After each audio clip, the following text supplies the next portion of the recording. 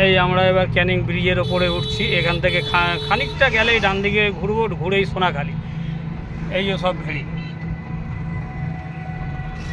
সামনে ব্রিজটা পড়বে, ব্রিজটা দেখাচ্ছি আপনাদের। চারদিকে দুদিকে জঙ্গল, জঙ্গল বলে ভেড়িগুলো ঠিক দেখা যাচ্ছে না। ও বাবা, এটা আবার নতুন করেছে। হ্যাঁ, ক্যানিং, আমার প্রাণের ধাবা ক্যানিং। বাপরে বাপ, বিশাল ধাবা। এই যে ভেড়িগুলো এবার স্পষ্ট বুঝতে পারছি।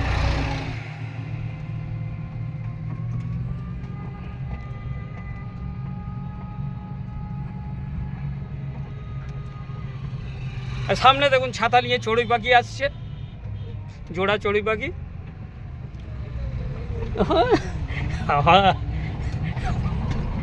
কেলটু চড়ুই পাখি।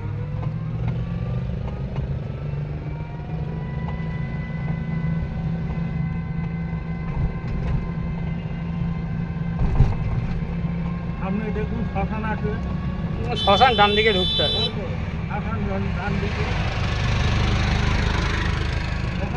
গেছি ওই শ্মশান পর্যন্ত একবার গেছিলাম, গিয়ে আবার বাঁ দিকে গেছি, গিয়ে এই নদীতে চান করেছি। ওর ভিডিও আছে আমার কাছে।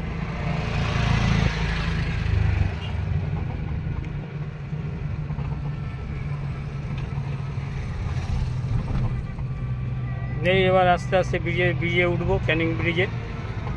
ক্যানিং ব্রিজ পার করেই খানিকটা গেলেই ডান দিক মারবো, ডান দিক মারলেই সোজা সোনাখালি।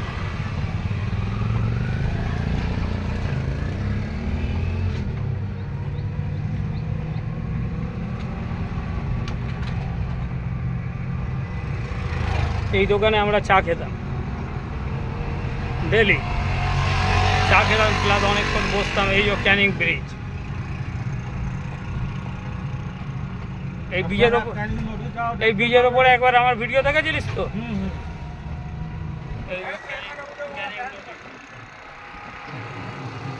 নদীতে কিছু নেই, এই বৃষ্টি যা রেল লাইনের ইয়ে করে সব নদীটাকে নষ্টই করে দিল।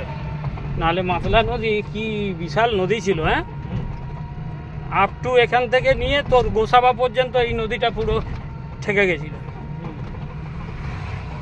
আমি গেছিলাম না একবার। হ্যাঁ, মাতলা নদী ক্যানিংয়ে আমি একবার গেছিলাম না, এই নদী মাতলা নদী ক্যানিং আমি একবার গেছিলাম না এখান থেকে। আমি একবার গেছিলাম এখান থেকে বাসন্তী, এই নদী করে একটা বন্ধুর বাড়ি, তখন ক্যানিং ব্রিজ হয় না, ক্যানিং থেকে খেয়া করে। জল কিরকম না, সব চারদিকে আটকে গেছে না, চারদিকে আটকে গেছে নদী। ওইও এখানে রেল লাইন তৈরি হবে বলে ওগুলো কালভার্ট করেছে, এই ব্রিজের জন্য সব আটকে দিয়েছে। তারপরে এই চরগুলোতে সব দেয় না, হাফ চর তো ভেরি করে দিয়েছে, ঘিরে ঘিরে সব নদীটাকে নষ্ট করে দিল একদম।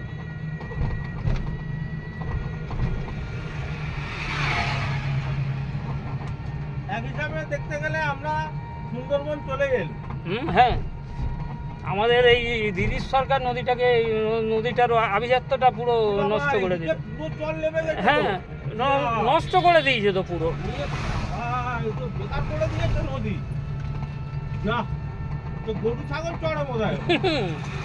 জোয়ারের টাইমে একটু জল আসবে, তারপরে আবার নেমে গেলে ব্যাস এই অবস্থা। নদীর অবস্থা দেখে দিদিরা বলে জলও খিচুড়ি করে খেয়ে নিই, মানে নোনা জলও দিদি ছাড়ে না।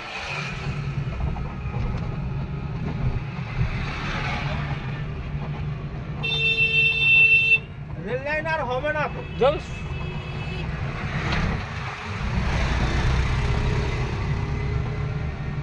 এই ক্যানিং ব্রিজ এবার শেষ হবে।